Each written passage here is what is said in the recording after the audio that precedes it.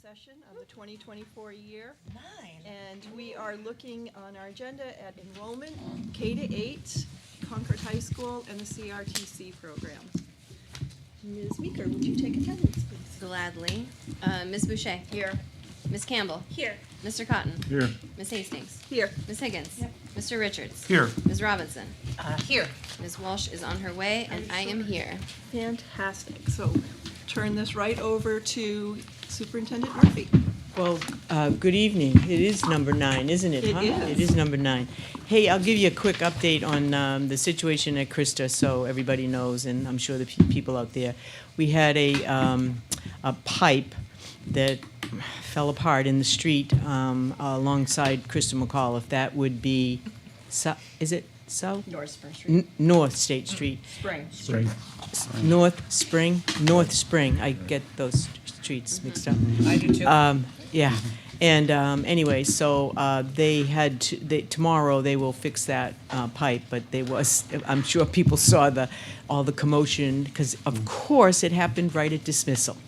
That was today? Yes, that was today, and so they'll be in tomorrow. The city will be in. It's really a city issue because it's a pipe in the middle of the street, so they have to dig it up, replace the pipe. In the meantime, they will have appropriate measures taken to make sure that the sewerage that comes out of the school gets into the proper place while they do the reconstruction of the pipes. So just so you know, I know a lot of parents were probably wondering what is going on over there. Infrastructure, right, is always an issue. So anyway, that's what happened. Tonight, Brenda said it, I'd like to, if you, with your permission, change up the schedule just a bit. I know that our president is on her way and asked that if I would start with the elementary enrollment.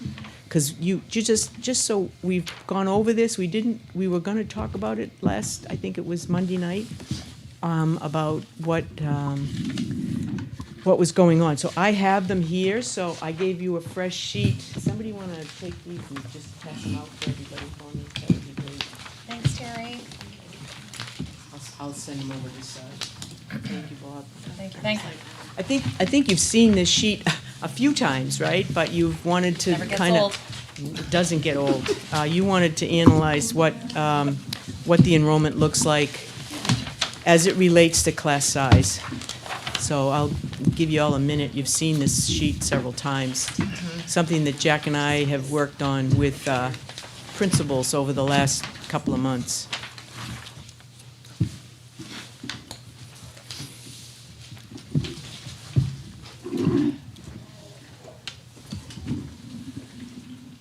I need a sheet. I think I gave somebody my sheet with notes on it. You have a sheet with my notes on it. So I want to just bring your attention to your policy, which you'll find down in the left-hand corner, lower left-hand corner, which is the average class sizes. The nice part about your policy is there's a range. There's not like a number that everybody has to exact number. So there is a range, and as you know, enrollment fluctuates. We've seen over time when I thought we would be okay, and all of a sudden we saw a jump in a number. Last year was a classic example at Krista McAuliffe, thinking I only needed three kindergarten teachers, and all of a sudden the enrollment jumped by 15 students in kindergarten. I had to create another classroom. So there's still some of that flexibility. I think we talked on Monday night that the contingency that you have allotted for my office allows me to use that funding for positions like an increase in enrollment, perhaps a paraprofessional, one of our educational associates, or a tutor, where we have demands that we would need. And you saw last year I used that money in a number of different ways: OT, extra hours, early childhood. In the preschool I upped that a little bit so we had more folks in those programs. So that's pretty much what we use it for. So you do have a buffer when you look at your numbers. So I guess the part of this sheet, which Abbott Downing, you can look across that one column, the green column, 2023-24, current numbers, current sections of each grade level. And the last line is the average class size. Now, there's not a like if you look at Abbott Downing, we haven't seen a .7 student lately, but as you know, it's just, we're just dividing and by numbers. Yeah, hold off on that for 1 minute.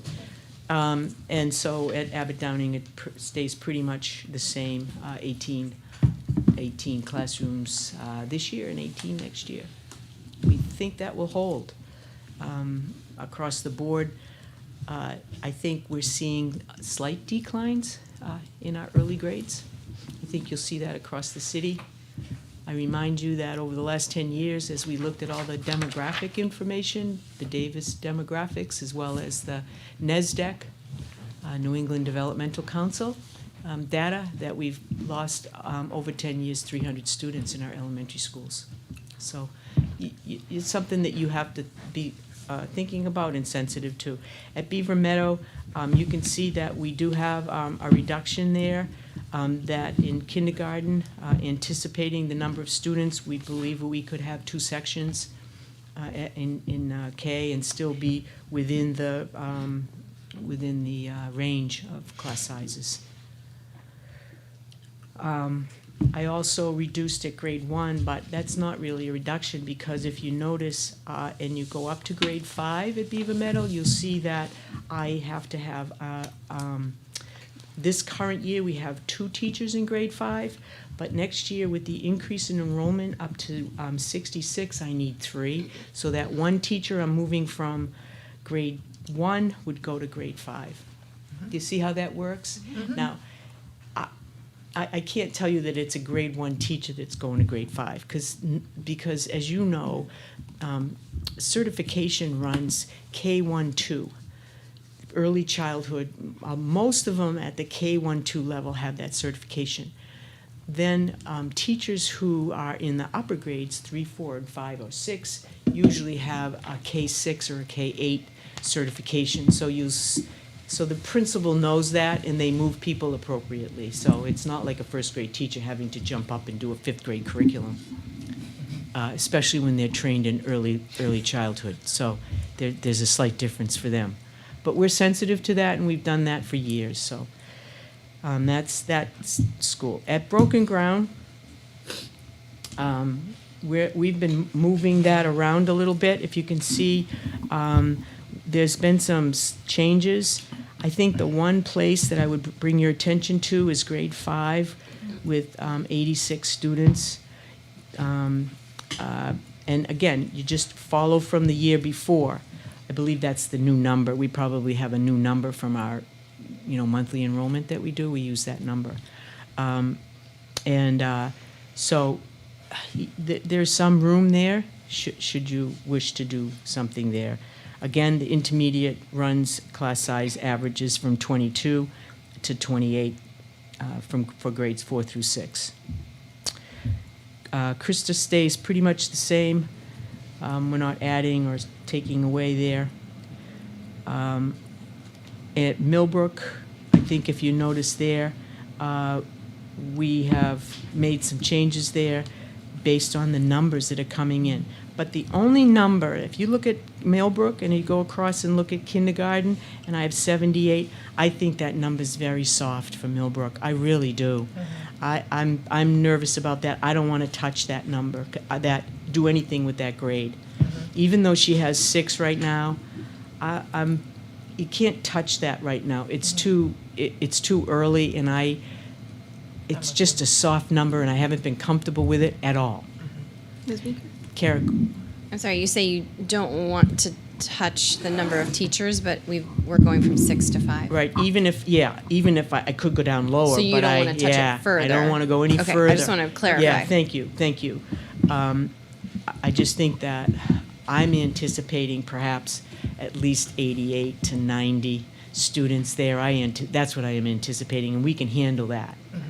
Okay. I think the other area that I looked at was second grade. I mean, we have 86 students, and right now I have 7 teachers. So I have to look at that. There may be a teacher there that we could look at. So is that a loss of 3 total? Right, yeah. I think it's a little soft in terms of Millbrook. So I wanna err on the side of caution on that one, okay? But I do think there's room at second grade. So, can I ask a question, Brenda? Yes, of course. If we were to maximize the number of positions to be eliminated and still stay within our average class size, can you tell us what number of teachers would potentially be eliminated Across the district, across the district? on all places, across the district, not what I just reviewed. No, just No, in elementary. elementary. Elementary. In elementary.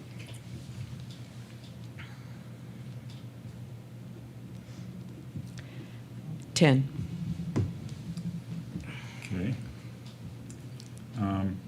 And I asked Ms. Guerin at the last meeting afterwards to let us know how many elementary teachers were going to be retiring potentially at the end of the year. Do we have those numbers? Thank you. Can I ask a question? Yeah, absolutely. For my understanding, if a teacher is eliminated from a grade, where do they go? I don't know how teachers are shifted Well, around. I think that's why Michelle's passing out your retarees. So we have every people year who are there's always- resigning or retiring, so they would fill those positions.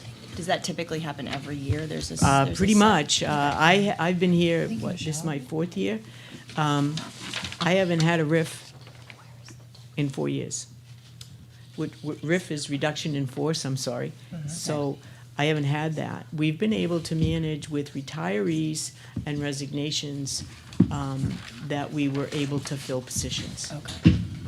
And RIFs are typically the first ones hired back, like if we RIFed a kindergarten teacher and then last week of August, 15 families brought their kids, that if they hadn't already gone somewhere to get a job, oftentimes they're the first ones to come back. Just to add a little bit more to that, Liz, we do have people who work with us who are on 1-year contracts because they have filling in for someone. And so if that person is returning to that position, then they only had a 1-year contract. So they will get a letter from us telling them that they have a 1-year contract. For instance, again, based on a decision you will make around math coaches, or math interventionists, right now there's 1-year people in those positions. So, but right now we think we would be okay.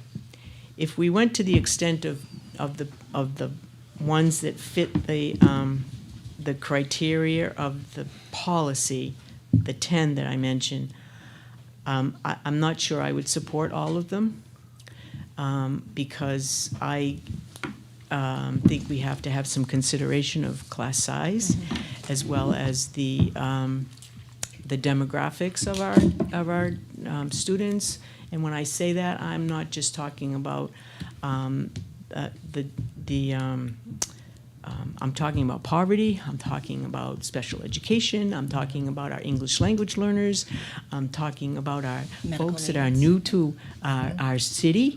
And so I have to think about that. It isn't just a oh yeah, that's the policy, and there's some that just edge the guideline, and I would be reticent. So if you were thinking about having me do a little bit more, I would have to go back and really give you more specific, targeted places.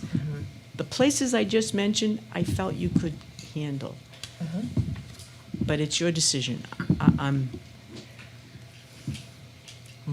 Here's where I'm going with this is I don't necessarily, and I appreciate what you're saying about it depends, basically. Yeah. But to the extent that we don't have to fill positions at the elementary level when we could actually reduce down to at least 10 people, you know, I think we ought to at least ways consider not filling the retired positions to the extent that we can. It looks to me like we've got, what, 4 of those? 4. And I assume, and this is another question, that there's a possibility of transferring teachers between schools. I mean, it's not necessarily a, you know, you start at Beaver Meadow and you always Right, stay at I mean, Beaver Meadow. that happens. So- We do that, we've done that anyway. In the interest of trying to reduce the taxpayer effect to the greatest amount possible without overly impacting classroom size, I think we ought to least ways consider not filling positions that are being vacated. I understand what Mr. Cotton is suggesting, and I agree we need probably to make some cuts somewhere, but I have to say that I would not want to start with teachers. Research shows that class size is important for success of students. There's got to be some other places we can cut some things as well. Well, we keep on talking about adding and adding. Adding, right. And adding. We haven't had a cutting conversation. We haven't had a Right. cutting conversation. And we do need to have that, So absolutely. if we want to add 1.5 nurses and 3 math coaches and, you know, it's at some point, when, if these are the size of classrooms that we need, Then we're going to have to cut elsewhere. and I'm right? not talking about cutting teachers, I'm talking about not filling vacancies. Right. That's a good clarification to add to. You know, Yes, we Mr. looked at, Richards. just from Monday night, we looked at the nurse, and we know that, I think I said to you before the end of the meeting, a nurse would be $117,000, that floating nurse. If we did a half-time nurse, it was $80,000 with Benny's, right? So, I was right on that number, Mr. right? Richards and then Ms. Higgins? Yeah, I was just gonna say, we haven't cut over several years. I mean, I know, 5 or so years ago, 6 years ago, I mean, we were discussing, do we do 29 kids in a class or 28, 27? You know, we weren't even in the middle. We were all the way up at the upper ranges, and we were making, well, if we could do 29 or 28, if we were 28, we're still within our guidelines, and they could add, you know, an assistant or something. I mean, in this case, I'm looking at a lot of these, and these would bring us to the midpoint. So I think we maybe should have cut. It's hard to cut the class size because you have to do it in increments. But I think we're at a point now where we could. So.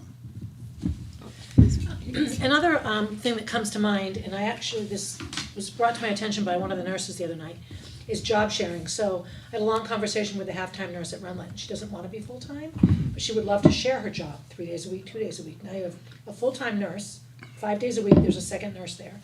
Neither gets benefits because they're both part-time. So you have essentially a full-time nurse for a much smaller salary. So these are things we also can look at, I think. Oftentimes there are teachers, I did a job share one year when I was teaching in Massachusetts, it was phenomenal. There was flexibility too around, like especially with nurses, if there's a field trip and one nurse needs to go, the other can come in on a day she doesn't want to go. There's a lot of that flexibility as well. I totally agree with you. I've done job shares my career. I just want you to be aware that there may be issues with the union contract. And so I want to be very sensitive to that, you know, and if they feel that we're undermining their membership by creating 2 positions, then I don't So want the to. nurse would be a different thing than a classroom teacher, right, I get it. So, I mean, I hear what you're saying. It actually was discussed today in the office about, could we do that, you know? No, maybe maybe Pam said something to me. But I agree, but I would really want to sit with the union leadership and have a discussion, because I would not want to undermine Right. their membership. Just something for you to think about, but you're right on. Job share happens a lot. Might be a nurse alleviating issue. that, in that. I have a question about why you feel that the Millbrook numbers are soft. Well, because when I looked at the total number of kids that we expected, and from all of from Davis, right, from the Davis demographic report and from NESDEC, right, it just didn't fit with what the current trends have been at Millbrook. To drop by almost 20 students just didn't really set well with me, and I'm not sure why that number showed small. Now, I know I looked at all the reports, less births to Concord moms, right? We don't see as much immigration here. Part of the reason for that, as you all know, I don't have to tell you, is housing, right? So I know all those factors, but to see a 20 student decrease at Millbrook, it just doesn't. Maybe it's Your intuition. spidey senses are It's tingling. something isn't Well, and setting I can well with me, and I appreciate know that. I that's not mean- a good answer, No, but I think that's a great answer. That neighborhood too is historically late registrations. We think, we only know, I we was can about to base say our the same kindergarten thing. numbers on Yeah. the 5-year-olds we know are coming. And many of those families, especially if the 5-year-old they have is their oldest child, doesn't know that they have to come now. right. But Or- none of these numbers are hard. I don't have any registrations yet. I mean, Yeah. we're about ready to embark on that, right? Right. But Yeah. so I did use the tools that are available to me for enrollment, knowing the trends, right? You got to remember, I see the trends of us with slight declines every year. So I'm just, but that's the only one that doesn't set well with me, Kara. So I'd ask that we be careful with that one. Yeah.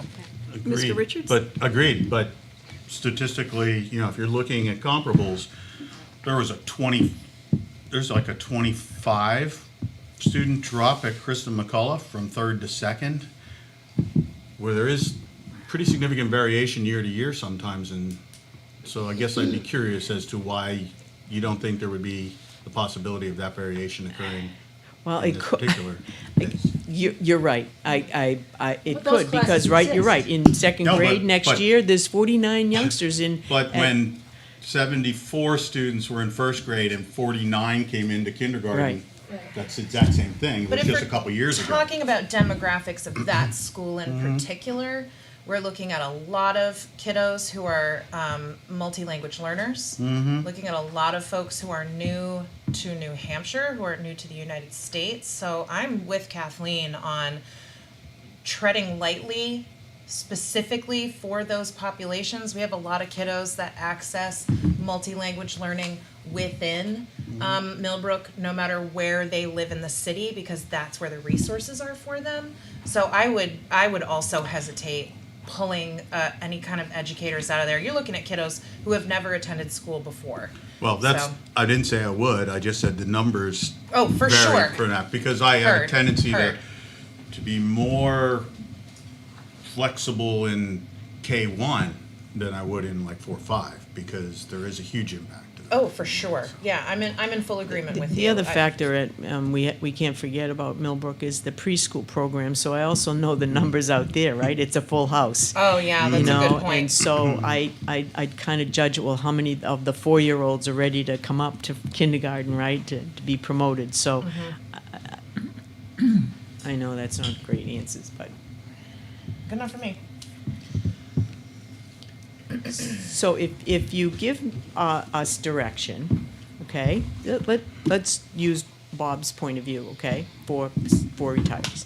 Let us go back, okay, look at those 4 and figure out exactly where they are for you. Next week you have 2 budget hearings, right? At Monday here and Wednesday at Beaver Meadow, but you have an open session the following week. So you're gonna take all the information you heard at your public hearings and your deliberations from all the information tonight you're gonna get, and I think you'll be able to make those final decisions.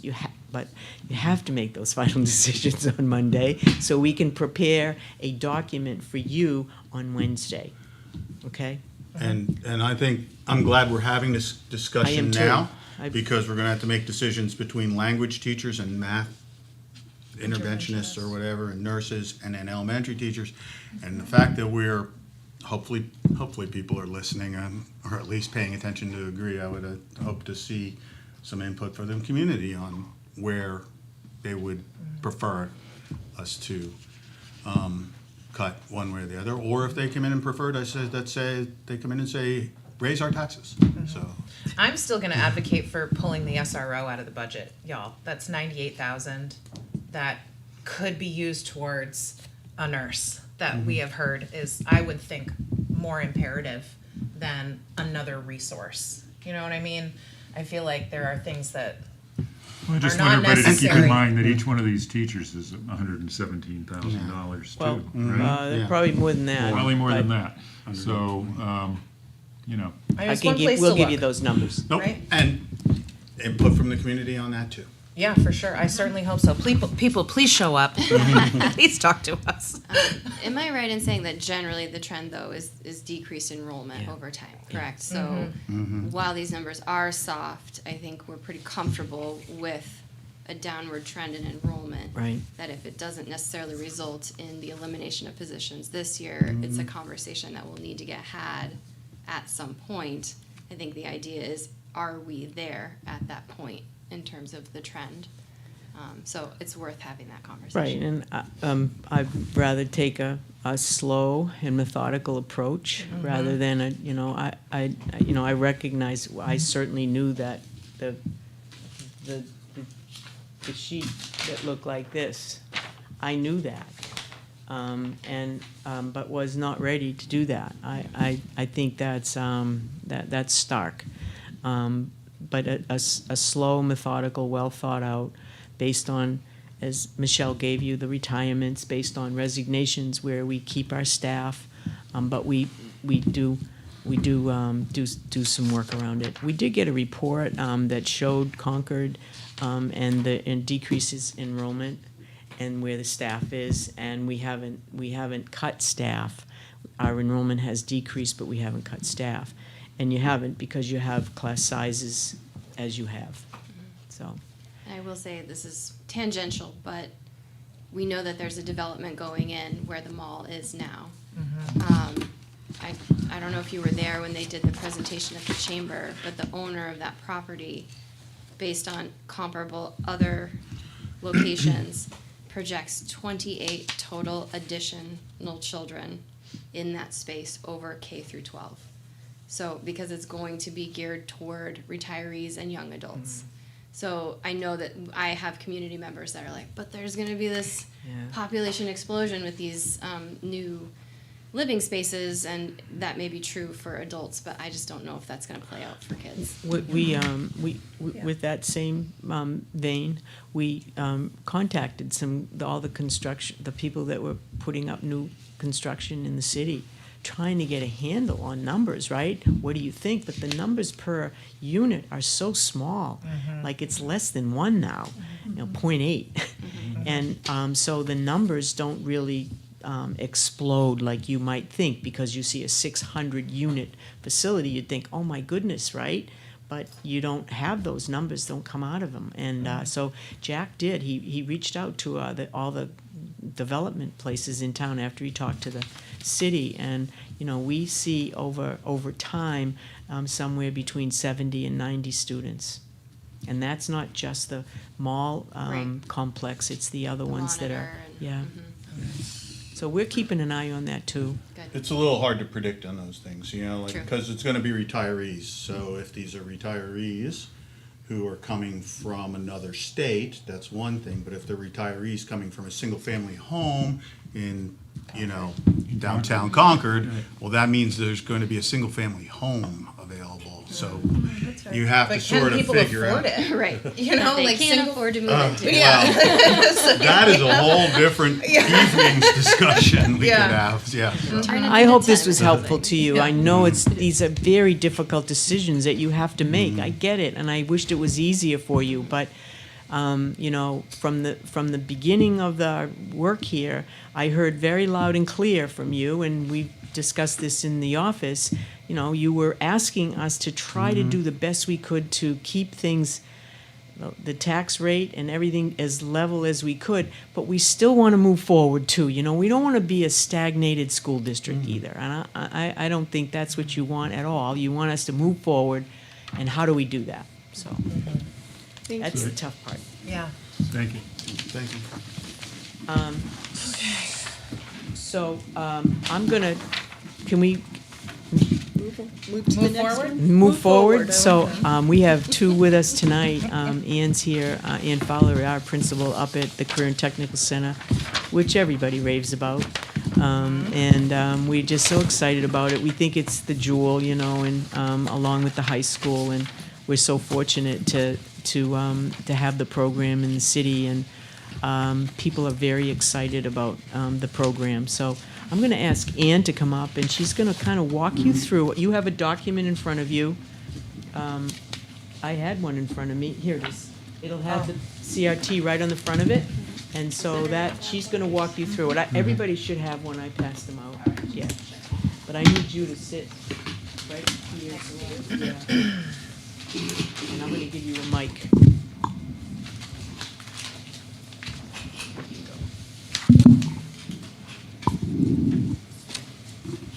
Hello. Can you hear me? Hi. Do it. All right. So if let's start on the first page, where it says page 2. The statewide enrollment. So I contacted the Department of Education and got this report from them.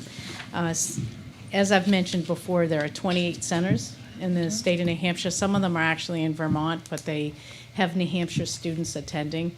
So the funding comes through New Hampshire, and this helps support some of those border communities. So Concord sits pretty high on that list. And just to kind of give you a little bit of background, even though tonight we're talking about enrollment, a lot of this information also drives our Perkins funding. So they look at the center enrollment, and then they take the demographic information from the region, and they calculate like your average size of the school, and they'll determine our Perkins grant funding from some of this data. So this is, this number doesn't, we had an October number, and then we had some drops that occur normally in schools. So this number is constantly changing, and that was the current number I got from the state. So on page 3, what you're looking at is, as of Monday, we pulled the data of our applications. The history is, we did all our recruiting during the month of January, and we had some what we call preview days, where students come in for 2 programs, and they spend some time with us. So we shut down the classes for 2 days, and then we encourage all our students to apply. We call it a preferred application, by the Friday before February vacation. So that's a bulk. Usually we put a lot of pressure on students to make those decisions at that point, so that we can start reviewing applications. And then we will see more come in, but this number will reflect the pressure that we put on students to apply if they're interested. But then what will happen from this point on is, as you can imagine, the schools, the high schools in the region are all working on their master schedules with students. And sometimes there'll be a class that will directly conflict with the student's intention to come to CRTC, like they might have to take a chemistry or a pre-cal class. So these are all estimates. But at this point in time, what you can see, if you start on the column that says 1 section equals 0.33, this is our budgeted full-time equivalent of a teacher. So we have 2 teachers in auto tech. They will teach 2 year 1 students each, and that is the 1.33, reflective on that. And the targeted enrollment is the class size that program can handle. The next column over is fiscal year 25 apps, and that's the March 11th date that I provided to you. So far we have 81 applications for 72 seats, and that puts us over by 9. That's how you would read that information. Over to the right under prior years, you'll see fiscal year 20, 21, et cetera, and those were our applications, I believe at the same point in time, or roughly the same point in time, depending on the meeting date of this meeting. So if you go down the column, you'll see it's mostly black. We're over already, and we'll still have more applications coming. The best way to read this is if you go down the yellow column with FY25 apps, down at the bottom says 590, and over to the right, targeted enrollment says 506. So currently, we have 590 applications for 506 seats. Okay? Moving on to the next. Anybody have any questions on that? Just one question, if I Yep. could. Any particular reason that you know of for the fall off in culinary and graphic design? No, I actually don't. Sometimes our programs are very cyclical. I know we had a really low participation in construction trades for many years until the instructor changed their curriculum up. And I'm looking at culinary. We have a brand new teacher Yeah. in culinary. That may be part of it, although he's doing an amazing job with public outreach and getting out there. My inclination is to think that over time, between now and the start of the year, those gaps will be filled. Okay. The type of student in health science, for example, when you look at 108 applications, that student is really eager. They know the competition is out there. They want to get their application in right away. And then some of the personalities in the other programs, they're thinking about it. They'll make their decision soon. They'll wait until they see what their schedules looks like in high school, and then it kicks in. So, By the way, just one other comment. The article in the Concord Monitor was fantastic. wasn't it? Yeah, I wrote her a thank you note. She did a beautiful job, just sitting here last week or the week before and reached out to us. But It was her, so good. her Yeah. writing was amazing on that article. She came in and spent some time with us. That's But awesome. thank you. All right, on the next page, page 4, this is our year 2 program. So every full-time teacher teaches 2 year 1 and 1 year 2. So these numbers on that one section equals 0.33 reflects that. And the targeted enrollment would be the available seats. And the FY25 year 2 eligible would be taking both of those current year 1 students, subtracting seniors that are graduating, and coming up with the eligible students to return.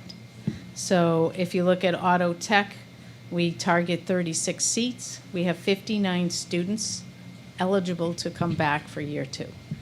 What we will be doing at this point is quarter 3 grades close Friday. Friday, April 3rd. In part of our process is we do quarterly meetings with our students, and part of that process, the students are aware of this situation from the day they enroll into our programs.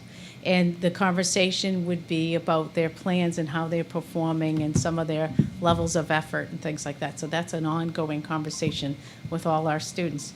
So the 59 students, this week we sent out a request for them to express their intent to return. And we will take that data and we ask our teachers over the next 2 weeks to meet with me ranking their students. So we will detract from that 59. There are some kids that tried it and they have more than enough information. They don't want to come back year 2. And there are other kids that are really stepped up and taken on, put forward the effort and the initiative to try to compete to come back for year 2.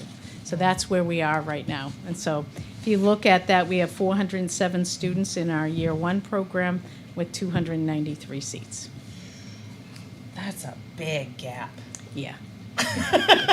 But in truth be told, and I don't know the exact percentages, but when you start going across programs, year 1 should be celebrated. And I'm looking at instituting that this year. We've talked about it as throughout the staff. I don't want any student to leave us feeling like year 1, I didn't make year 2. Year 1 needs to be celebrated. That's every day for a full year that they came to us and they earned 2 full credits. And they're getting certifications in year 1. In some programs, they're getting some work-based learning experiences in year 1 and industry-recognized credentials. So why are we not celebrating year 1? So we're going to, the seniors always leave us a week early. So the last week of school that we have just juniors, we're going to incorporate a celebration. Because they should look at that a little differently. That's quite the accomplishment. And that's how we want to make them feel. So. Nice. The next page, on page 5, is our 5-year high school enrollment trends. So looking at the schools that send to us, these are the trends in their enrollment, which is timely, given the discussion that started the meeting. And this came from the Department of Education, this information. And you can see the regional enrollment has declined 6%. CRTC's current enrollment has been growing, and we're about, over the last 5 years, we've grown 7%. So we've grown in the opposite direction. And I refer to it as a penetration rate, which we're about 12 to 14% of these high school enrollments. I have some concerns, and we'll discuss it before I leave here tonight. The trend cannot continue. Like, we can't keep going up and everybody else around us is going down. So we have some challenges ahead of us, which I'll discuss in a minute. So that's the high school trend. On the next page, on page 6, you will see by high school the CRTC enrollment. And if you look at that number, you see a little bit of volatility, like Bow, for example, on the first line. They start out with 60 in fiscal year 20. By 24, they're at 97, but as of today, they only have 60 applications. So that's the volatility that you see. And then if you look at other numbers, we go down to Kearsarge, they trended downward, but all of a sudden you see a little burst of 34 right now. And it's hard to predict. I think that's the cyclical nature of our programs at times. We do the same promotions. We do visit every school. We send catalogs to their homes. So it's hard. It's just trends. It's changing some of our language. Like right now, we're looking at graphic design and creative media, which had particularly low applications. And maybe the creative media doesn't transfer very well to a 15, 16-year-old brain today. What do we have to change for words that might resonate a little differently? So that's what we're always asking ourselves and trying to find out why maybe we short-sold ourselves in certain areas with the media piece, that it was all graphic design, and a kid today has lots of tools at their fingertips that they can design their own material. So we're looking to analyze some of that information. But the other number, the last column, is interesting because it makes up of a new trend. And the other column is private schools reaching out to us now. There's a big, when my first year here, 3 years ago, we got a call from Bishop Brady, and they just had this idea of, why aren't we sending to CRTC? So we met with them, and we had low interest because it was the first year, and there was some challenges where Bishop Brady didn't realize our class times didn't fit well with how they did their master schedule. So we had something like 8 or 9 kids come. Then last year we had 21 students come, and this year we already have 21 applications. So with that, they present to their own organizations, the private school groups, and the principal over at Bishop Brady has told the other schools, private schools, about how they found this new opportunity with CTE, and they wouldn't lose enrollment because parents are starting to question sending them their students not having the same opportunities as a regular high school. So Bishop Brady developed this relationship. So that's increased. Concord Christian Academy has reached out, and the homeschool population has increased. I bet. So we have the 41 right now, all represent those 3 right now. So it's kind of new. And the concern, which is actually on my next page, some of the opportunities and challenges that I face. The concern that I have with that is the way we do. It's an opportunity, granted, for us, but at the same time, it can be a challenge because the sending town, the town that they reside in, has to incur in the tuition costs of coming to CRTC. So the communication, this is such a brand new development for us. So the communication from CRTC to those hometowns has had to change. So I've been contacting them during the summer and telling the students at these private schools and homeschools, please reach out to your SAU and let them know that you plan on coming, because we will all of a sudden send this tuition bill to another school, and they didn't know you existed. So there's, that's why I like, it's an opportunity, but at the same time, it's going to be a challenge. And we'll see how that develops. I don't really have any answers on that, but we're trying to keep the communication open and contact all those business administrators right away, the minute we see it, so they can anticipate that cost coming their way. So the opportunities, there's been a new RSA about regional agreements. We talked very little about that in the past. So it was supposed to be signed by December 31st, but none of the 28 centers reached out to lawyers in time and had them written. We used to have 20-year agreements, and the new law says they have to be every 4. So, and there was some restrictions to it, but the main point here is that all the CTE centers have reached out to their legal teams and have developed contracts. I think out of the 28, 2 of them had met the deadline by December 31st. And we're still working on ours. We had to get permission because a lot of the sending schools retain the same lawyer as we do. So we had to kind of remove some of those barriers so that they could write the contract. And then Jack and I are going to be visiting the schools to sign these new regional agreements. The point in telling you the story is because what's that caused is all the schools to say, well, wait a sec, do I have a choice? Well, maybe I should go to another school, or let's look into this. So it has caused a lot of regions. Concord is very fortunate that we don't have anybody in our backyard, but you head down to the southern part of the state and you'll see a lot of CTE centers in each other's backyards. So there's nothing to preclude a school to sign more than one agreement. They could sign them with many schools if they wish. But as we've discussed before, tuition and transportation is a major concern for many people, and that would sometimes mean another bus, possibly. So what I'm seeing and hearing so far is, we've been contacted by a district that currently sends to another CTE center, but it could work the opposite way to us for some of our schools that are further away. And so what I'm thinking is it does become an opportunity, at the same time it becomes a challenge. So I've got it on both sides. But what I also think is with students having a little more latitude to be able to drive, it can hurt CRTC because we don't have parking. So the bus transportation falls on the district to transport the students to our center.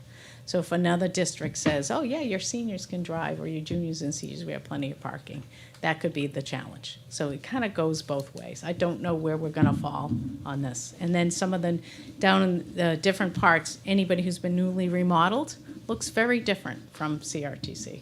And I think that might have an impact too. So if your homeschool's been recently modeled, we look old.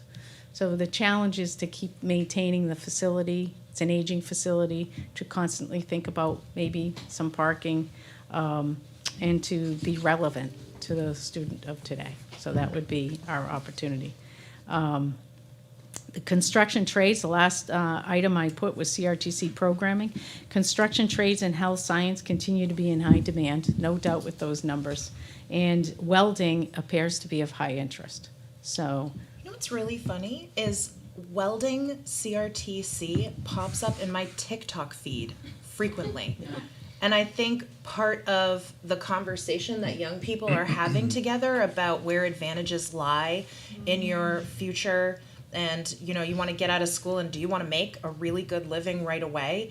Here are the trades where women are in high demand. Here are the trades where you can turn over to a union job with really good benefits very quickly. So there is a conversation.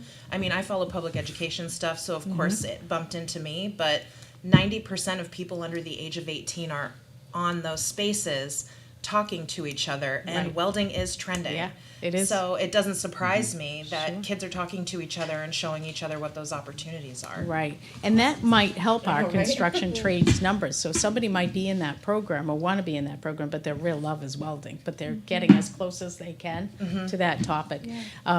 So with that coming up, I mean, I'm starting to explore the avenues for how to create a welding program. You know, we have, and we'll talk in a different meeting about this, you know, you have opportunities of the land across the street, the building across the street, but I have a lot of work to do before I get to that discussion, and that is, how does the DOE, what's the process? We have to have advisory boards put together, get the feedback, I have to substantiate that information with the demand of industry, and then I put forward a request to the DOE to approve the program. And then we can discuss where it's gonna be after. But that's what has to take place first, and I'm gathering that information now so that we have it for an area of growth. And then I think I guess the big step after would be, okay, how do we do this? Where do we do this? And the way the Perkins grant works is I have these small windows of opportunities. It's like every other year. So we do what's called a needs analysis every other year. And that's where this year, this June, my needs analysis is due. So I'm gonna try to rush and hurry up and get some data in there that says welding, welding, welding, so that by the time I get the application for approval, I can point back to the needs analysis, and then we can start some productive discussion in that area. So, yeah, but it's okay, it's all good. I mean, it's Yeah, exciting, It's so. a good problem to have. It is. Do you think Ann loves her work? It's clear that you Is she do. on Yeah. TikTok? I'm sorry, I'm what? telling you, Are it's you like on TikTok? No, Like- no, should I be? that graphic design class Show should be. my age, I Because think. it might not be able to be on TikTok. Thank you. I'm with Jim on that. Yeah. Oh, yeah. It's not to ban it, it's to require the company to be sold out of Chinese hands, so. All right, thank you. Any questions? I have a question. Ms. Robinson? Oh, let Ms. Campbell go first. I'm just a comment. Oh, okay, well, in that case, so would it be safe to extrapolate from this presentation that you feel a need for more space? Oh, yeah, definitely, without hesitation. Okay, and I do have a question about, like, the funding of CRTC programs is very different than the funding of a normal public school. Yeah. So Perkins grants, am I correct in that, like, the federal government gives the state of New Hampshire Perkins grant dollars, it all comes in one bucket, it's distributed amongst the CRTC programs, Yep. and then you're just kind of, that's what you've got. Right, so, all right, follow me very Okay. carefully. So we have about $6 million that come into the state. The state retains a certain percentage of that, and then takes the demographic analysis that I referred to earlier with enrollment of our sending towns. So CRTC has about 30 sending towns. So they will go out into the community and collect everything from test scores to free and reduced lunch to the poverty levels, and they do the calculations. And so the balance of the funds get divvied up between the CTE centers. Okay, so Concord gets about $500,000 currently, and we are at the top. Manchester is higher than us because they're an all-day center. They're standalone They're building. standalone, so Yeah. yes, and demographics, I'm sure, would dictate that. So they have a different they're the only one in the state that has been authorized to be a comprehensive school. What if we wanted to I've be- already started that discussion. Okay. Because I think there's a definite need when you look at who's around us, north, east, west of Concord.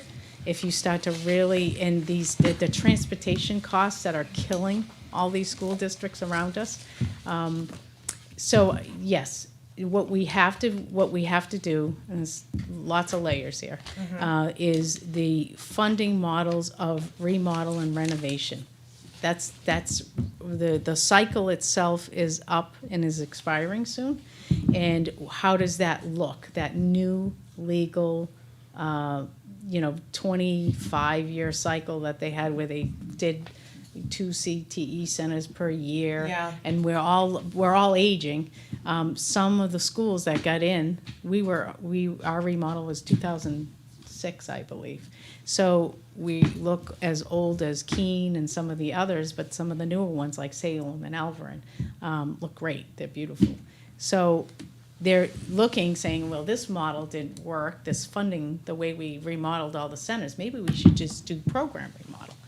And that's not gonna work for CRTC, so I've been actually, Terry and I have gone to these monthly meetings. There is what's called a CTE advisory committee that meets, that's supposed to drive proposed legislation, and we attend every one of those, keeping an eye on how this bill. So there's a study committee, I believe is in the House now. Terry, correct me if I'm wrong. I think it's been Senate approved by the Finance. Senate. It's in Senate Finance. Oh, it's in Senate, I haven't flipped. So I am strongly advocating for funding for a whole building because of our needs. And Terry and I have discussed ways as to how we can educate the communities around us. Do you want to chime in? Because these are your fantastic ideas. I think they should hear from you. As Ann said, which is amazing, is that we serve 30 communities. And when you think about it, a lot of them are rural communities. And when the students came last week, and we've heard from other students, it's an opportunity to come to a city school. It's such a different experience for them. So I pulled all the representatives from all of those sending communities, and there are 60. Because it's so spread out, and it covers about 5 senators because of the way the districts are set up. So we're talking about ways that we can let them see what CRTC does for their own people. And Right. so our biggest challenge is figuring out the time.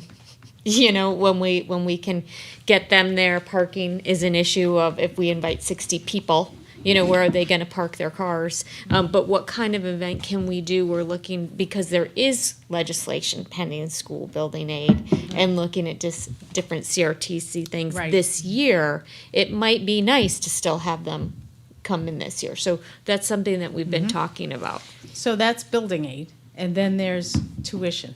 And it's been suggested early on conversations that maybe we look at adequacy funding for CTE. So when you start putting all the puzzle pieces together, it gets a little concerning, because then that becomes almost like, starts to look like almost like a voucher program for CTE. And again, I'm gonna circle back to parking. Like every time I keep coming back to the major constraint in our center happens to be parking. And so we'll see. I don't know. They're not even close to having a refined plan, but you have to really watch and pay attention and make sure that this doesn't go wrong quickly for us. Yeah. We just want to grow and bring more kids from the community into our program, and the constraint not only is transportation costs, but it happens to be they miss another period out of their day. So if we can advocate for a new building aid, and these are very long-term visions, but we have to really just pay attention to all of that. Yeah. So to respond to your first part of your question about tuition, so we get the Perkins grant to keep our building up to date with supplies and equipment, but then the school districts themselves are paying a tuition bill, which is based on 40% of Concord high schools cost to educate a high school student. So that comes right from those tables, and then that's the tuition bill that I believe goes into the general funds. And then there's a 3% charge that we're allowed, maximum by law, to charge, that goes into our trust fund, which, as you can see, every year I've come for permission to take some money out of the trust to update the center. That's how it works. Great, thank you very much for that involved answer. Okay. Providing so much clarity. Yeah. Hastings? If Oh, only, wait, I think Ms. Kimball. if only we had a building, If only we had the space. the space in a With ample parking. school or something for ample parking. Yeah, that's next year's problem. I just want to say thank you. The way that you presented your business, the way you presented to the data, the way you walked us through your business this was an acceptable presentation. Like, I Thank just you, feel like thank you. This was great. Thank Yes, you. thank you, I appreciate that. All right, Well, we'll give some time to your colleague who's sitting back here. yes, Dr. Herbert? yes. So if you don't mind, we'll switch here. You should have his enrollment projections for 24-25 in front of you.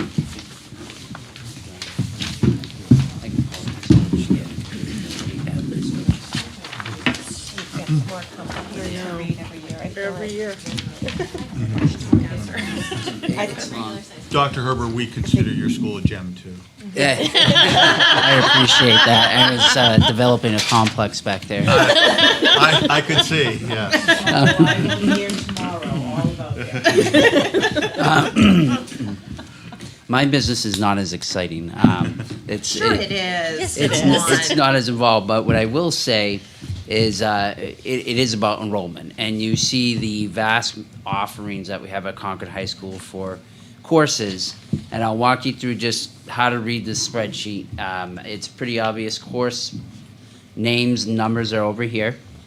The key points of emphasis, if you see REG, that's registration for 2024, that's this year's registration in each course.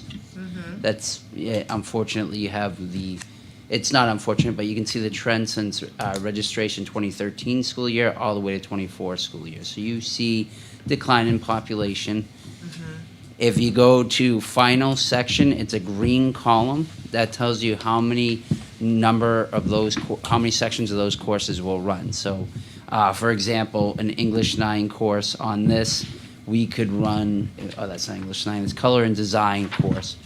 We are suggesting to run 11 of those courses at 24. It's an art class, I believe the cap is 25, given the setup and the stations, tables, etc., and the tools they're using. So as you're going through the spreadsheet, you're looking at the programs. Those are the final section numbers. Then you get the final size. We'll tell you how large the class is. It's the second to the last column. And for ease of figuring out what the FTE is, in the red, right off to the side, it has the number of FTEs. You see a red 3 there after the art. That means it requires 3 teachers. All right. Wait. All the way, like, No, these I'm not seeing a red. I'm seeing a not in. See All the way these over. right here? Oh, okay, These thank numbers? you. Oh, I see. Okay. Okay. Thank They you. were hiding underneath my arm, so I couldn't see Yes, them mine really too. When you see that there's a column titled final FTE, that final FTE will give you fractions of a teacher's position spent in a class. Like for drawing and painting, I need 0.3 teachers. And we add up those fractions of instructional time to come up with a whole. So when you add up all those final FTEs in that column, it adds up to 3 teachers you need in the art department. We do currently have. So that's how this reads, right? So Yeah. and instead of going through because as you can see, this is a pretty involved spreadsheet. Instead of going through each line with you guys, what I'll do is emphasize how you interpret the spreadsheet. The final FTE count, if you go to the very last page, if we were to run every course as students registered, requires 75.2 teachers to run. Every Here we go. single It doesn't course right here. request. It's not the very last page, the second to last. Second last. Yeah. 3-page drawing. A little name drop for Tom. Is it every, because then you have this column of not in. So- it's, So so for every request, with the number of FTEs we have, Yeah. with no loss of an FTE, with staying status quo, Okay. 75.2. okay. So I can't, like, in the art, you see in the red, those are, this last column, if it's red, those are the number of students who did not get into the class. Okay. So every year, we okay. have very difficult decisions. We may have enrollments in a course that, where we're not able to run the full numbers, and we could be turning away 84+ students from a course, knowing that they'll have another opportunity later on in their high school career to take it. So that's just the reality. We work with the FTEs we have. We take the student requests, and that red section kind of shows you we don't fulfill all the requests. Go on. And I'm so sorry, maybe here, what is it this year, FTE? Based on these course registration numbers, it would be, to run everything that students requested would take us 75.2 FTEs.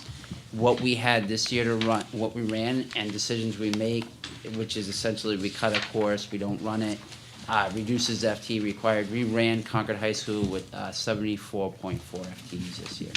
Okay, so looking for an increase of 1 FTE, about, Or- 75-ish. What we would do is, we would take these numbers, work through the section numbers, and reduce it to what we get. At the end of the day, what the budget says we have, we reduce our numbers to that, and we would cut sections. So, for an example, this section of art and AP art and design, maybe, and I'm not suggesting we cut AP and art design, let me just be clear about that, but maybe if we have to reduce back to 74.4, that's 0.6 cut, I have to go through all these sections and cut 0.6, which will increase the number of students who don't get in class, Got it, or don't get their request fulfilled. So those are decisions we have to make. got it, thank you.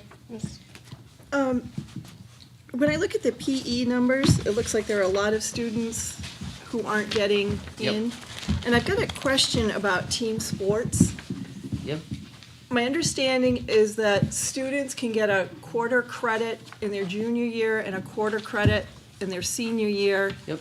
for team sports. So team sports is different. You're thinking CHS sport. CHS So if you sports, play like a varsity Football, sport or something for multiple years, you can get a quarter credit. I think junior and senior year that adds up to half credit. Why wouldn't we increase that? As far as adding it to Or sophomore. what if you play, Standards you have to meet. but what if you play 4 sports a year? You can only get a quarter credit. So to Barb's point, that we still have to hit the state minimum standards on health and PE requirements. So it's So more. this, 4 years because of we field hockey is exceed. 4 years of field hockey. It's not PE. Brenda, I think the easiest way to explain it, and Barb, you were probably there for this, Yeah. because we exceed the state minimum requirements, the board has allowed us to use CHS sport for anything we exceed minimum requirements on. So if we were all of a sudden and say, hey, we're gonna require you to do 2.0 FTE in health PE, you might grant us to do a quarter credit all 4 years, and a student being able to make up a credit there. So that was the intent behind it. And is that because PE is not just physical Yes. activity? Yep. It's more than that. Yeah, this PE classroom, which is all nutrition and body composition, all that sort of stuff, and then health is mental health, relationships, drug abuse, all that kind of stuff. But the other thing students can do is ELOs, which is an easy thing to do. So I coach at a CrossFit gym, and I advertise that I'm certified in New Hampshire as a PE teacher. So I get students all the time that come to CrossFit. I spend 33.3 hours with them, or however many hours it is in a quarter, and they answer questions, and that counts as a PE credit. And I So think it's- this year we've had it's upwards of 50+ students who've accessed an ELO, PE, ELO, whether it's doing like CrossFit, first aid, CPR from American Red Cross, hunter education courses. So there's been a variety of PE, ELOs that have also, helped for that additional credit beyond the state minimum requirements. Great, thank you. That helps me understand that a lot better. Extended learning opportunity, so using something outside of the school as an opportunity for credit. I have kids that coach at my track camp that get PE credit for that also. Organizing, creating activities for the kids, all that kind of stuff. Nice. I sign lots of forms.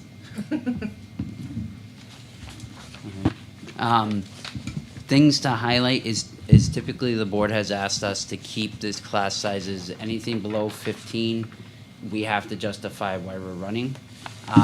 And we have built-in caps, science classes are capped at 24. Some of our art classes are capped at 25, that's about space and safety. And then some of our larger space areas like health PE might be capped at 30. So that tends to be the numbers we run within. So we do have some classes that are below the 15 mark. We have some AP courses that historically we have run with 1 or 2 students below at this time of the year, because by the time we get to September, typically they are at the 15 student mark. But we have done those. We haven't changed it, try to get any different course in under that mark. Other courses that we've traditionally have had creative ways of running it, like if you go to your world language section, it's going to be one of the last sheets, second to last sheet. You will see course sizes of, what's a good example? For Spanish 5.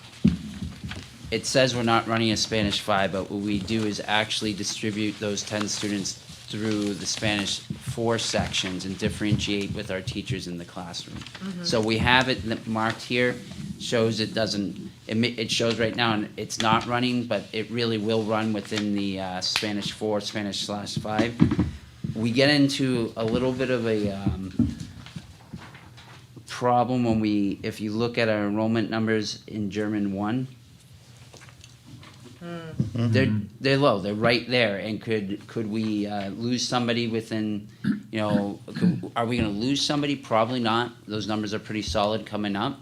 A conundrum that is, I guess, a good conundrum to have is our German program at RMS has been doing so well that all our 9th graders are going into German 2. So the question we've been challenged with to really think about, if we don't run German 1 at 9, or if it continues to stay small and we weren't able to run German 1, we have no entry level into the language available at the high school. So if you didn't take it at Runlet, you will not have access to German. Which is not a good thing. So it's these are things just we debate them as a administrative leadership team at Concord High School. You'll see I put it in there as a course to run. The reason it's there is because of that kind of a thought process. We don't want to cut that opportunity off. And historically speaking, the number in the early level Spanish, French, Latin, and German do go up by the time we get to September. Kids have not decided what they want to do for world language. There's a lot of fluctuation over the summer. They shift their schedule around to make it work.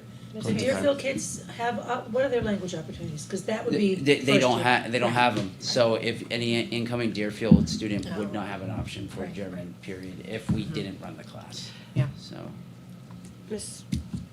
Murphy? Interesting. go right ahead. So, knowing the interest at the middle school and knowing that we could work, Jay and Tim work together, why not have our middle schoolers attend German 1 at the high school, keep that class going so that we can keep that pipeline, they go to German 2, We've right? done that with algebra and things as well. Right, we've done that before in other areas, and I think we could do that. Obviously, people always ask, what are you going to do about transportation? We haven't approached that yet. We'll figure that out.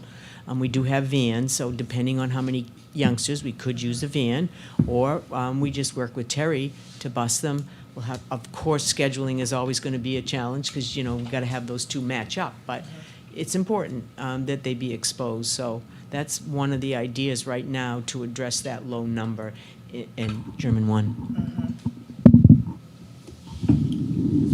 Other things that I have to just share that are not reflected in this. This is purely student course request, driving the number of sections we run. And you'll look at some class sizes and you'll say, well, Tim, you're running that at 20.8. Right now, based on student requests, yes, we could run so many sections at 20.8. What happens is we haven't factored in things we call like flex, which are intervention opportunities run by certified teachers. We have yet to factor in, we're talking about the PE, ELO.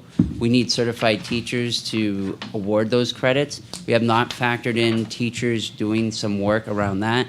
We haven't factored in integrating the social emotional learning competencies into our courses. What's that look like? Who's doing it? Is it some of the people leading the charge has been in the health department. What does that look like? Those are not factored into this at all. So when we look at right now, I shared, the request fills 75.2.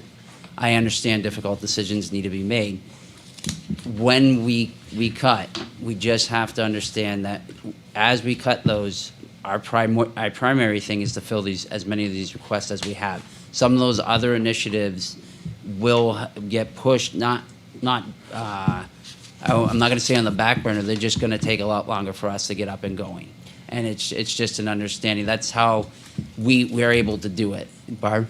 The other piece that comes to mind a lot with high school registration is, well, it used to be Schedule Star, but however you schedule, you have all these requests, you have to create a schedule. So you have a child that wants to take 3 classes, German 3, AP Psych, and that Chem Physics combo, and they're all offered the same period. So now enrollment in that class goes down because of a scheduling. It's such a balance. Your numbers don't make sense until the kids show up. Until typically August 31st, yeah. Yeah. So, Go is ahead. there? So, are you requesting an additional position? I'm not requesting an additional position. Okay, just want to clarify. Because you said you're at 74 now. I'm at 74.4 is what we're functioning at. 74.4 FTEs at Concord High School for certified staff. This spreadsheet reflects a student request of 75.2. I understand I'm not getting additional FTEs. Or but 0.6 of a person. probably not going to find that even if you gave it to me, correct? Yeah. So, but the reason I bring this is the raw data of our enrollment request. We will not be able to fill it all. We understand that. You have the raw data in front of you to inform your decisions you have to make, and the other pieces that are pieces of the puzzles that aren't included in this, because it's not driven by student necessarily enrollment. It's driven by student need and its intervention and its different initiatives that are driven by what we're trying to do to provide that real holistic look and pathway through Concord High School over your 4 years. Are those interventions to catch the kids early on in their 9th grade year to make sure they have success, because we know that breeds success over the 4 years. And it's, we do want to get the social emotional learning curriculum up and running.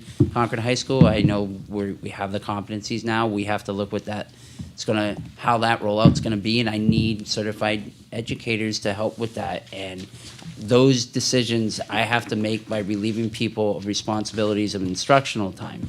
When I do that, my numbers go up in the class sizes. So it's a balancing act. So go ahead, Bob. No, finish your thought. So it's a balancing act. So if I have 74.4 and I go into this year, we can do a lot of that balancing act.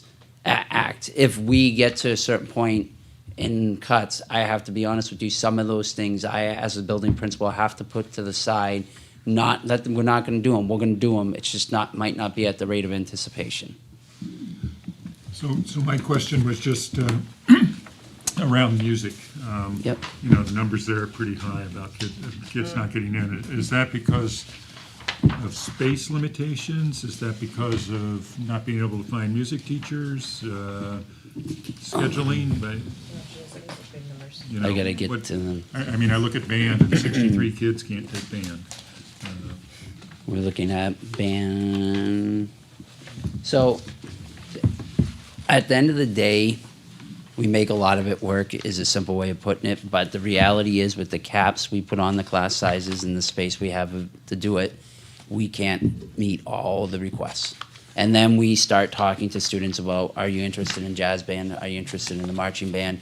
There's other musical programs we have to offer. But to be honest about it, we do our best to meet all of them, but it is a space plus personnel. We just, to have Gabe with 100 kids in one room, it's difficult. No, I understand. Yeah. That's not going to work. Yeah. But, the question is, do we need another teacher, and if so, where do we put them? Yep. Mr. Richards? Yeah, but along that lines, you're not allowed to take jazz band unless you're taking regular marching band. Yep. Maybe we should think about letting kids take jazz band even though they're not in marching band, because then we would get more kids involved in music, as opposed to having, because if you want to be in jazz band, you got to be in marching band. Now you're in 2 band classes, right? And that's just a requirement. Yep. Because I know there are kids who would love to be in jazz band or love to be in One or the other. one of the Yeah. other, musical classes, but they're not allowed unless they take. And I know. And then if they want to take, they would love to be in jazz band or guitar or something, but they also would like to have an AP Yep. You know, calculus class, It's all period one. they can't, they don't have enough room in their schedule to do all that, and so they end up dropping all their music, which I don't think is necessarily a good thing. I think, you know, when I have a conversation with the teachers of the department, I agree with you, that's something we have to look at. And they try to be creative on how they can provide a musical experience for others, like a jazz band meets before school and things like that, but it's not conducive for everybody. And I hear what you're saying. Pam? And I'm actually just, so I read this as 111 requested bands, Mm-hmm. and that we're running 2 sections of 55. You're correct. So I don't know where we get 63 kids not making bands. So it's capped, there's a number that's capped, so these are the seats. So 55 is what we're gonna run that exceeds the cap, okay? Okay. So our space, so you'll often walk up to Concord High School and see kids on our granite steps, hear them on Main Street, the orange carpeted area. Yeah. It's because our space is not conducive to us having, which I think it's actually capped at like 30 in the space. So when I said we get creative, we sprawl across Concord High School so we can fit 55 kids in there. So there's actually only one kid who's not getting into band. No. Not 63. It's more than one. That's a seat size, but it's more than one. But it's not 63. No, it's not 63. Okay, that's what I'm trying to understand. But Understand. what it tells me as a building principal when I look at this, Gabe needs space for 63 other students, or in all honesty, 23 per course section to go somewhere else in the building in order to run it effectively. So. Oh, I'm that's- seeing it now when you put it Yeah. that way. Yeah. So it's the size of the room and what we can have in the room. Okay, is it's what- just, yeah, it's Yep. just confusing when we're talking about like Right. who's not making the class. So we're using this data for different things than you're using Yeah. it for, so. I have a question. Yeah, go ahead. This may not, and new me question. How does the transitions program fit into all this and the FE requests? Is that separate? For the from there? special ed programs. Yeah. So John Fabrizio will do a presentation on that. Okay. Again, those FTs aren't in here right now. So it'll be separate from. Have another spreadsheet on that, and right now our current numbers are 38. For transition, though, we're under that. We have 2 FTEs of case managers dedicated to the program, plus we have program assistants, plus Right. specialists and contracted services. So I do have those numbers. It's in a different spreadsheet that John will cover with student services. There's a lot. It is a lot.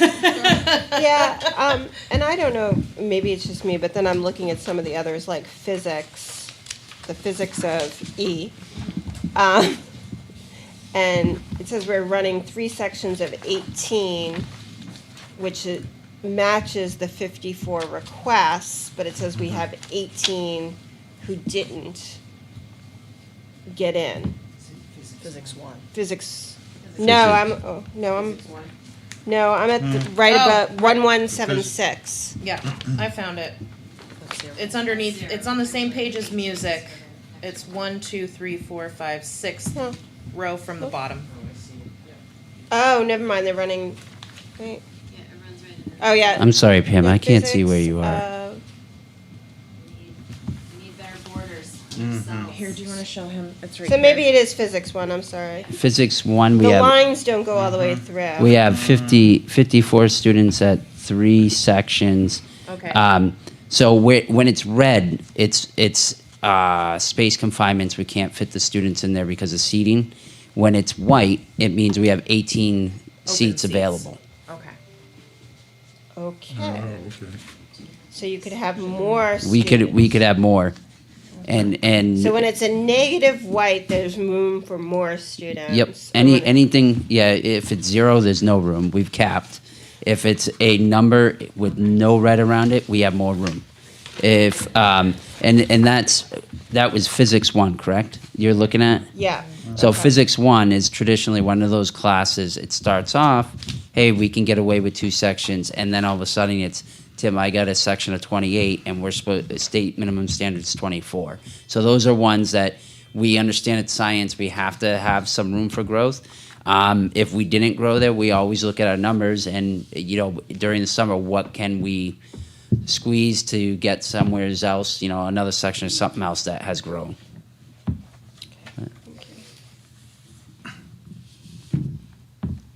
I'm still not totally understanding, because if you go to Next Gen Biology, the registers is 325. Yep. We have 3 sections of 21. No, we which- have 22? 15 sections Oh, of 15 21. sections. Okay, thank you.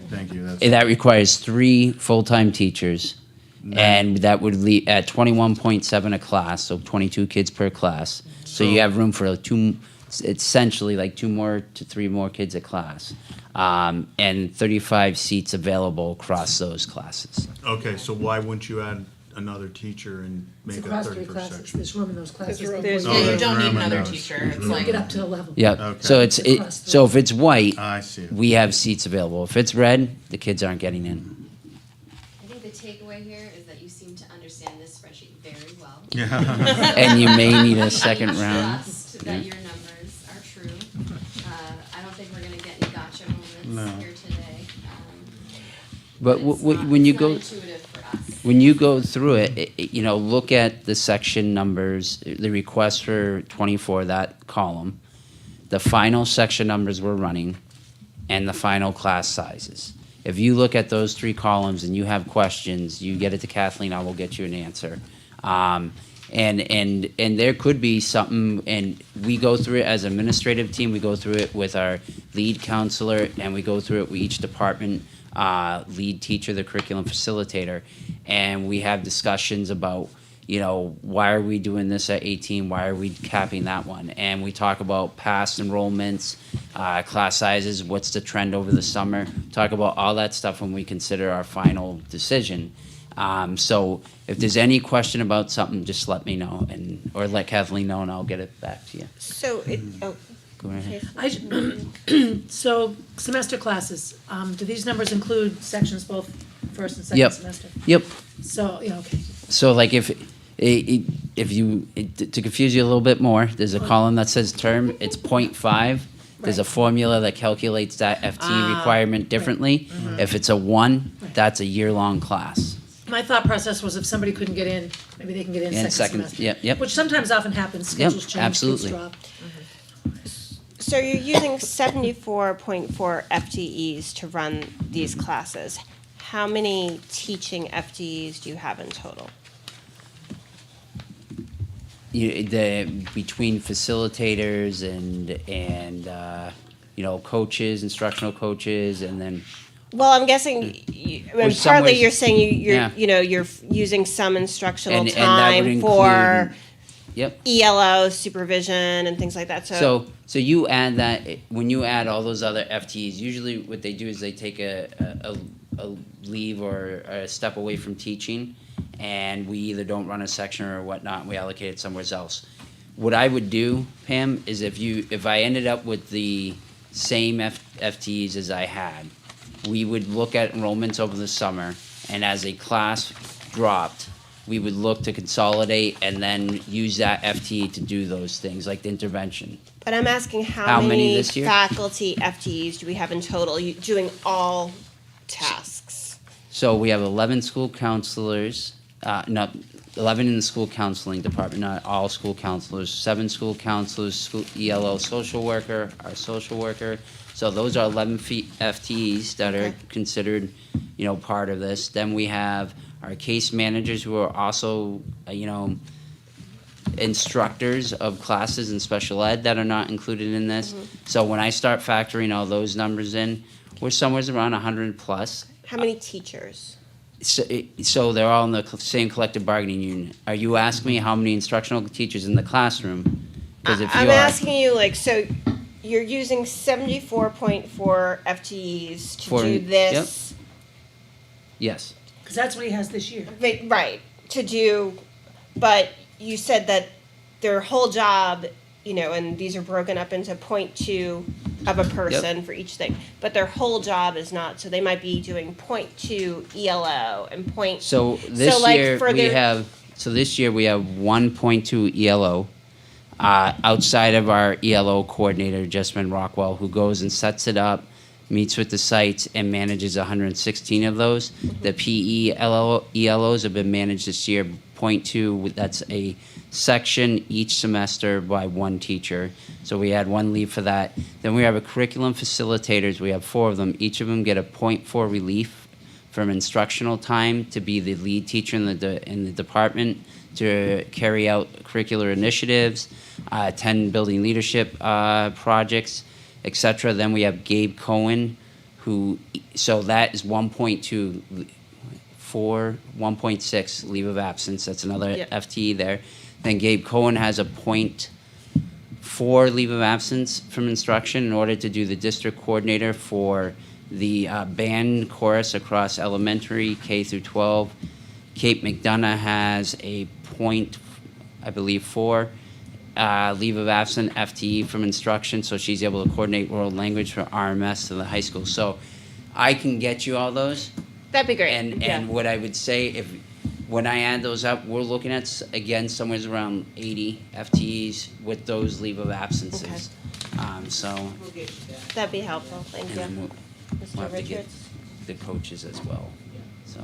So Dr. Herbert, I just have a question, and I'm just curious as to things. So like AP Physics 2, there's 11 people requested or registered for it in 23, 15, this year. AP Chem, there were 33 last year, and it's not offered this year. How do we decide not to offer? We it? offer, Alternating years on so we this. offer Is it so 20 many or 10 AP classes at Concord High in science, or so many classes, so to speak, that we can't do them every year because we don't have the FTEs to run them every year. So we had to choose. Last year we ran AP Chem. This year we did not. We ran the AP Physics. And the So you students didn't know. run AP Physics last year? Yeah, we alternate. If you see, so this year's not off. Last year, it usually AP Environmental Science did not run last year, and where's the other AP Environmental Science? And I'm pretty sure it's chemistry. There's a couple courses listed here not offered, but it might have been chem that we didn't offer AP last year. Off the top of my head, I'm sorry, I don't know that, They do but that in that's. history too, AP European one year, AP American Yep, next. and Or stats some years and not Yep. others. it's been just, forever it's just that we they've try been and that way. keep the diverse offerings available, but we can't run them every year because we don't have the staffing to do it. Okay. Other questions? Thank you. All right, Dr. thank you. Thank you. It is very clear you know your Yes. school. I'm glad you're doing all that. Yeah, man, I'm glad it's you and not me. The person who programs the decision, the spreadsheet decision tree has a lot of work cut out for it. No, I'm a community organizer, I don't do math. This stuff makes me go No, cross-eyed. see, that's the kind of attitude that scares children away from math. Do we have anything else, Superintendent? No, I just want to remind you all that next week you have public hearings. Your first public hearing is here at 6 PM. It's a little bit later than your regular work sessions. So 6 PM here, Monday evening, first public hearing. And your second public hearing at Beaver Meadow, a little change in location, again at 6 PM Wednesday in the auditorium at Beaver Meadow School. So we'll have the budget and kind of an overview for you to present. Please call me if you have any questions on today's presentation. It's a lot of data. We meet with them before they do this. It's a lot of data, and so I know they're watching the numbers, but it is hard to call even now. We were hoping it would be more clear, but it isn't. It isn't clear until all the kids come to school and they choose their classes. And then the following week, you have an open session, so you'll be, as I said before, you'll be able to talk about anything else. If there's particular items you want us to talk about, please send me a quick note, or Jack, and we'll have that for Monday. which is an open session, and then the last, the Wednesday, I think it's the 29th, 27th, maybe? 27 and 29. Is Yep. 2 dates, yeah. The And- vote is on the 27th, I think is what we have on I our think the schedule 27th is the currently, vote. and the 25th is the open session. Okay. Um, Ms. Meeker? I just have a comment for Kathleen to convey to Jack and maybe just to give everybody a heads up. From my perspective, last year, we really only had like the math coaches that we were kind of playing with in terms of getting close to the end of our budget. This year, we have a lot of positions, I think, that we're potentially playing with. So I'm hoping that Jack can make adjustments in real time as we debate yes to an SRO, no to an SRO, yes to a math interventionist, maybe 2, maybe 1. Like, I feel like this conversation could get very dynamic, and since we're so close to the end, I'm not sure we have a lot of time to be like, go back and get those numbers and come back to us. Yeah, no, I think we'll be able to answer all, we clearly know, I mean, actually, at our last meeting, Brenda, you asked for a list of all the positions, so we're very clear about what those positions are that you wanna talk about. Obviously, the math interventionists, the SRO, the language, and I actually still looking at the language, the 2 language positions. I talked to Jay, I talked to Tim, about what we might do there. But yeah, we should be able to do that. We have all the numbers of those positions. And it can, Should like, you, translate whatever to you the decide to overall do. tax rate as we Right, toggle back but those and aren't in the budget. There were a couple of other decisions you still had to make at the high school. You know, we did recommend reduction of the 200-day assistant principal at the high school. So there were a couple of other little. Oh, but and we'll that has have 'em- not been pulled out of the budget yet?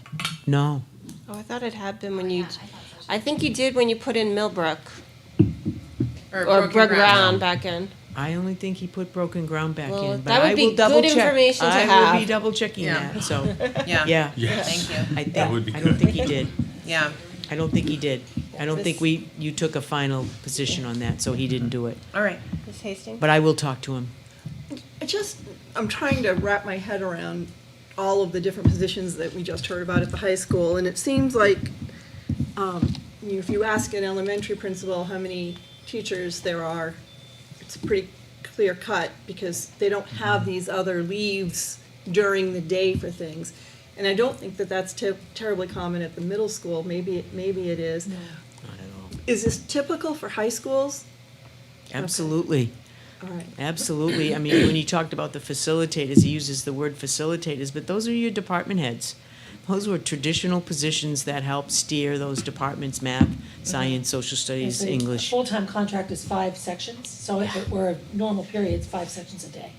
Now it's 2 and 3 because it's block scheduling, but it's 5 sections of your class. So for, say, your department head, you do 3 sections, and your department head duties. So now you've got to find a .2 teacher to fill those. So oftentimes you have teachers that, like oftentimes I taught health, but sometimes I had to teach consumer education or a PE classroom because our department head, those classes became available. So we were bulking with science at the time. So yeah, it's tricky because you have full-time staff, but not all full-time staff is a full-time Right, teacher. and one of the things that he does do, and I think that they've seen some good response from it, was when he looks at those class sizes, and if he does reduce by 1, he uses them as what he calls did you hear him use the word flex? Yeah. Well, they flex so that they identify those students based on the assessment data that they have, and they go in and target those youngsters in math and reading. So, I mean, they've done a lot of that work this year. Kylene has been really the lead on that, so I know it's very different than an elementary school. The other juggle they do is if there's a decrease in enrollment, then a certain class only has 3 sections, your curriculum facilitator can teach that. And Right. you're not cutting sections, because there's only 3 to begin with. Right, So then does that make sense? So it's like juggling flaming. right. I mean, you could look at some of the AP Okay. classes tonight, and you see the AP classes that got 14 or 15 youngsters, and you say, well, No, that doesn't seem fair, but do you eliminate those classes? You know, you work on you Well, the put workload program in those in for our classes is students that huge. need extra support. You also have to think about the students that are at the other end of the scale. So it's one of those, you can't just say, well, we can eliminate AP Chem or AP Physics or whatever. Yeah, we have to be everything for everyone. And, you know, honestly, you know, that's always, in my eyes anyway, that's a clear advantage for Concord High School because you have been offering for a long time a very rich curriculum offerings where students really can have a lot of choice.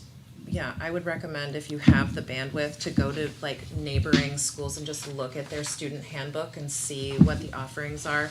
I actually had to do that when I worked at Reaching Higher. I analyzed every single student handbook in the state to see what offerings were depending on population and how much they got from the state. Concord is by and large one of the best curriculum offerings in the state, and there are so many schools that don't have AP classes at all. It really bodes well that we, even just flipping on years, just as much as we offer is actually super important. Ms. Meeker? I apologize. I received a letter that was handed out at one of the meetings from Kim explaining more about the math interventionists, but is she going to present again? I asked them to be, both John and Kim, to be with us, so that if you have particular questions about, especially Kim's, Yeah, I lost yeah, the letter I'll make sure. You know what? Oh, no, can you come back? I'll make sure, I'll email And can you you make sure that. the letter is in our folder so that people Yeah, can? I I will don't do feel that. like all budget documents have made it in to the folder. There was a presentation last week that only the first page was in there. Which one was it? I told Jack, I flagged it for Jack, and I Okay. know he's out, but. Yeah. I'm not saying she has to, I was curious because I know we had asked some questions about drilling down on the plan. I mean, we had a lot of outcry from teachers last year about being able to retain the math coaches. And I don't know if anybody else has heard from teaching staff, but I'm hearing crickets Okay, when got it one. comes Heard from to- one. Yeah, you've heard from, I mean, one represents other voices too. But it's not the same appeal to us as it was last year. So I'm just curious if like the tone of teaching teaching staff has changed a little bit. You know, maybe they're seeing that these positions are less valuable over time. I don't know, but if educators would like to see math interventionists, we would like to hear from you about that.